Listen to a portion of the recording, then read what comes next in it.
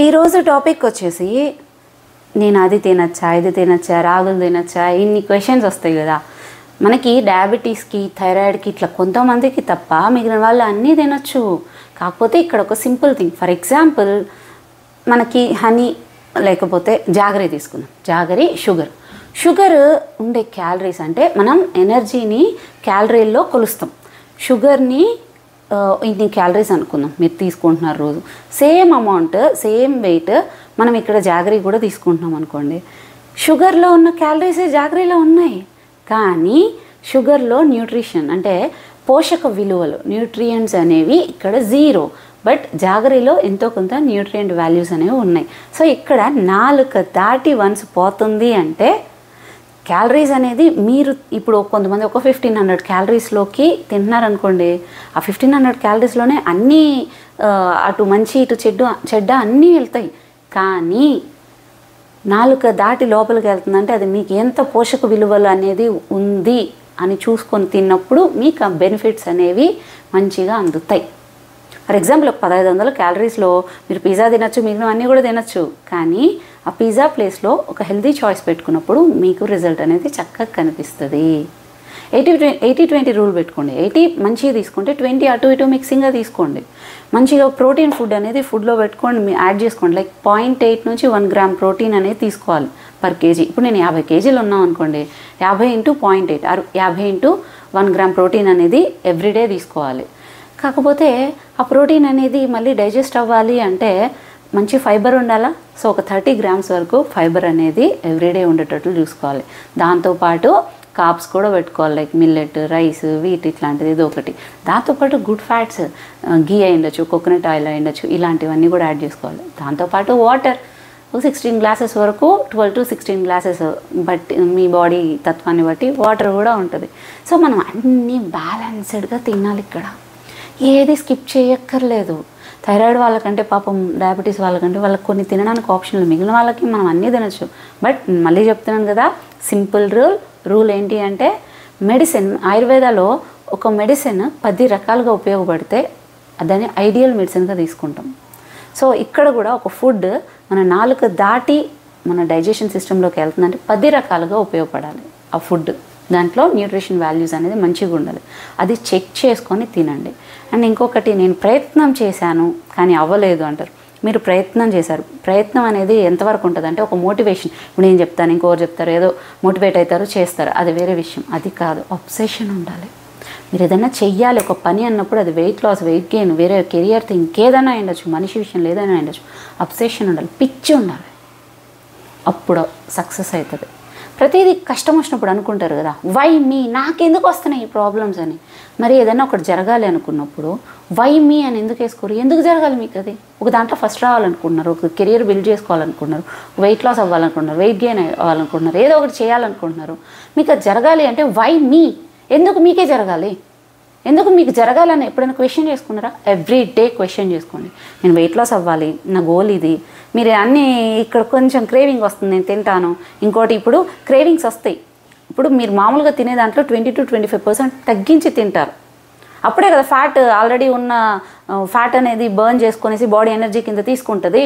మీరు కావాల్సినంత బయట నుంచి ఫుల్ఫిల్ చేసేస్తుంటే ఎప్పుడు వెయిట్ లాస్ అవుతారు? ఆ క్రేవింగ్స్ అన్నీ ఉంటాయి. కానీ నాకు ఇక్కడ నేను అన్ని న్యూట్రిషన్ వాల్యూస్ ఇచ్చిన ఫుడ్ తీసుకున్నాను, నా ఫ్యాట్ ఆల్రెడీ నాకు ఉంది, కావాల్సినంత బ్యాంక్ బ్యాలెన్స్ ఉంది, దాంట్లోంచి తీసుకుంటుంది. నేను ఇక్కడ ఆగాలి అని మీకు ఉండాలి.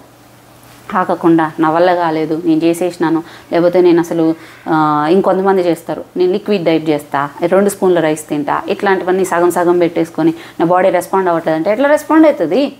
టెంపరీ కదా అదంతా. సో అబ్సెషన్ అనేది ఇంపార్టెంట్, గుర్తుపెట్టుకోండి. అవతల వాళ్ళకి ప్రతిసారి వాల్యూ ఇచ్చి వాళ్ళని హైలైట్ చేసి చూడడం మానేయండి. ఎవరికి దరిద్రాలు వాళ్ళకు ఉన్నాయి, వాళ్ళు చూపించుకోరు. వాళ్ళు ఏం చేస్తారంటే నీలో ఉన్నది ఏముందో మైనస్ చూపించి వాళ్ళు ఈగో సాటిస్ఫై చేసుకుంటుంటారు. ప్రతి ఒక్కరిని మనం ఇక్కడ సాటిస్ఫై చేయలేం. 100% ఇంపాసిబుల్. వాళ్ళు నన్ను ఎట్లా అన్నారు, నేను దాన్ని చేసి చూపిస్తాను అంటే వాళ్ళు మళ్ళీ నీ దాంట్లో ఏం లోపం ఉందో అదే తీసుకొచ్చి చూపిస్తారు. వద్దు, నువ్వు ఆన్సర్ ఇవ్వాలనుకుంటున్నావా, చెంపకు పట్టి కొట్టినట్లు ఉండాలి. ఎలాగా? మాటల ద్వారా కాదు, చేసి చూపించు. వాళ్ళు నోరు మూసేస్తారు. నిజంగా బుద్ధున్న వాళ్ళు అయితే. లేదనుకో ఇంకా నీ దగ్గర నెగిటివ్ ఏముందో తీస్తారు. సో ఆన్సర్ ఇవ్వు, కానీ మాటల ద్వారా ఇవ్వద్దు. అండ్ ఇంకోటి, నీ మిస్టేక్స్ యాక్సెప్ట్ చేయి. ప్రతిసీ ఎందుకు ఈ ప్రాబ్లం వచ్చింది, లేదు నేను అన్నీ చేశాను కానీ వద్దు, నీ మిస్టేక్ ఎక్కడైంది అది యాక్సెప్ట్ చేయి. అవతల వాళ్ళది మిస్టేక్ అయినా కూడా నువ్వు యాక్సెప్ట్ చేసి ఇంకోసారి వాళ్ళు నీ సైడ్ నుంచి నిన్ను అలాగ చేయకుండా ఉండడానికి, నిన్ను సరిదిద్దుకోవడానికే ట్రై చేయి, నీ సైడ్ నుంచి సరిదిద్దుకోవడానికే ట్రై చేయి. అండ్ ఇంకొకటి, రియాలిటీని యాక్సెప్ట్ చేయి. ఎక్స్క్యూజెస్ అంతా వెతుకుతూ ఉంటారు. ఫర్ ఎగ్జాంపుల్ ఇప్పుడు ఇది జిమ్ టైం, నేను జిమ్కి వెళ్ళాలి, నేను వీడియోస్ ఎక్కువ ఈరోజు నేను పోలేదు, నాకు వీడియోస్ ఉన్నాయి నేను అందుకని పోలేదు అనుకున్నాను, నాకు రిజల్ట్ రాదు. ఈ వీడియో తర్వాత నేను పోయి వర్కౌట్ చేస్తాను, ఆ వర్కౌట్ నేను అప్పుడు వస్తుంది. రియాలిటీలోకి రా. నువ్వు ఎక్స్క్యూజెస్ ఇచ్చేసి పారిపోతుంటే ఎంతసేపు పారిపోతావు? యాక్సెప్ట్ చేయి. అండ్ ఇంకొకటి, నీకు ఏదైతే కష్టంగా ఉందో లైఫ్లో, ఏదైనా సరే సైకలాజికల్గా ఉండొచ్చు, కెరీర్ పరంగా ఉండొచ్చు, వెయిట్ లాస్ పరంగా ఉండొచ్చు, నీకు ఒకటి కష్టమైనది సెలెక్ట్ చేసుకో. ఎవ్రీడే ప్రాక్టీస్ చేయి. అది ఎలా ఉండాలి అంటే, నీకు కొన్ని రోజుల తర్వాత నీకు దానివల్ల మంచి జరగాలి, అట్లా ఉండాలి.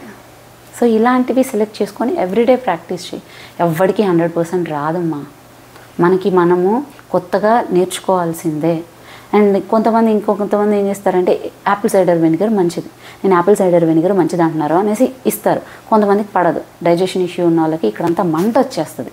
మంట వస్తుంది అయినా కూడా అది మంచిదే కాబట్టి నేను తీసుకుంటా అంటే కుదరదు. నీ బాడీ చెప్పినట్లు నువ్వు విని తీరాలి.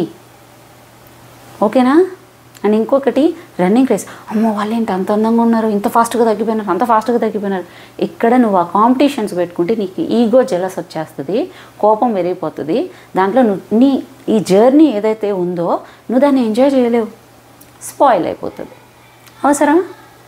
సో నీకే కాంపిటీషన్, అవతలతో నీకు అవసరం లేదు. అబ్జర్వ్ చేయి, నేర్చుకో కావాల్సి ఉంటాయి, కానీ ఎక్కువ వాటి జోలికి పోకు, నీతో నువ్వే ఎంజాయ్ చేయి. That's it. అండ్ ఇంకొకటి, నువ్వు ఏదైతే ఇన్ని రోజులు అచీవ్ చేసి ఉంటావో, లైక్ ఎవ్వరూ సపోర్ట్ లేనప్పుడు నీకు నువ్వే చేసుకుంటావు, ఒక ఎమోషన్ బ్యాలెన్స్ చేసుకుంటావు, ఒక ఫినాన్షియల్ ఇష్యూను వేరేదో ఏదో నువ్వు ఒకటే సాధించుంటావు, అది గుర్తుపెట్టుకో. దానికి సంబంధించిన జ్ఞాపకాలన్నీ గుర్తుపెట్టుకో. లోలో ఉన్నప్పుడు నీకు కాన్ఫిడెన్స్ లెవెల్కి హెల్ప్ అవుతుంది. ఎట్లా అరుస్తాను చూడు, ఈ శిషి బర్ర అని అరుస్తుంది. అండ్ ఇంకెప్పుడు కూడా లాస్ట్ థింగ్, నువ్వు సాటిస్ఫై అవ్వద్దు, కానీ పీస్ఫుల్గా ఉండు. అది కావాలి అనే దాంట్లో ఎక్కువ కనుక వెళ్ళిపోయినావంటే నీకు పీస్ పోతుంది, సక్సెస్ అయితే పీస్ పోతుంది. అట్లొద్దు, సాటిస్ఫై అవ్వకు. ఇక్కడ ఇంతవరకు నాకు ఈ గోల్ ఇక్కడ వరకు రీచ్ అయినా, నెక్స్ట్ ఏంటి, దీన్ని నువ్వు ఎంజాయ్ చేస్తూనే నెక్స్ట్ లెవెల్కి వెళ్ళాలి. అలా కాకుండా గర్వం తెచ్చేసుకున్నా, సాటిస్ఫై ఇక్కడ మంచిగా ఉంది ఇక్కడ చాలు అనుకున్నా, మీ గ్రోత్ అనేది ఉండదు. ప్రతి ఒక్కరూ చేయగలుగుతారు.